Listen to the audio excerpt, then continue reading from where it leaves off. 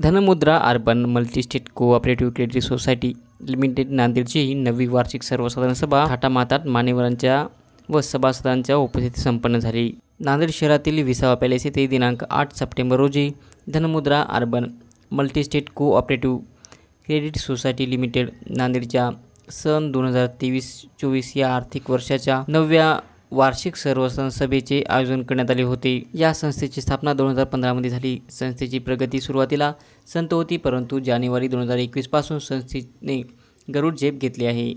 सध्या स्थितीत संस्थेच्या ठेवी 25 कोटीच्या वर आहेत। सभासदांना ठेवीवर आकर्षक 12% व्याज देण्यात येत आहे।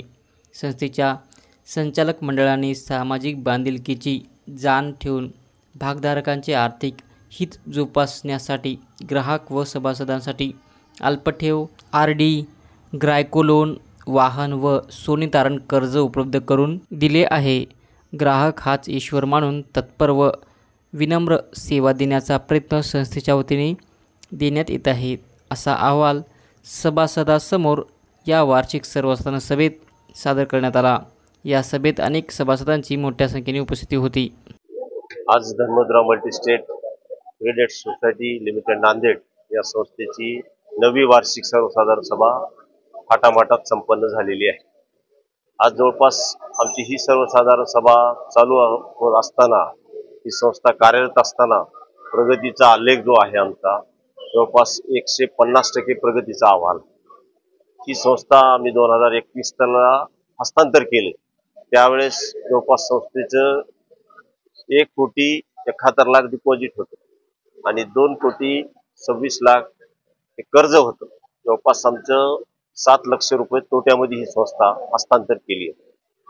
जवळपास ही 21 ते आज 23-24 ची ही हा जो काही प्रगतीचा रेशो आहे, आज आमचं ठेवी जवळपास 25 कोटी रुपये ठेवी आहे आणि कर्ज वाटप आमचं 22 कोटी रुपये आहे।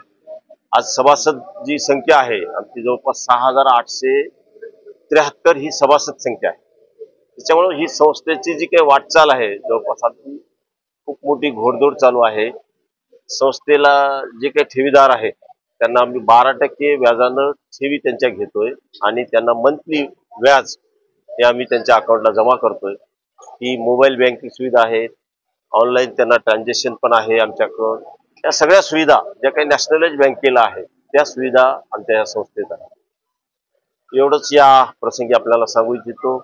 आम्ही आमच्या सर्व संचालक मंडळांच्या मार्गदर्शनाखाली आणि सर्वांच्या सभासदांचा विश्वास, कर्मचाऱ्यांचं योगदान यामुळे ही संस्थेची प्रगती आहे। या प्रसंगी मी सर्व सभासदांना, कर्मचाऱ्यांना शुभेच्छा देतो। एवढंच या प्रसंगी सांगतो। धन्यवाद।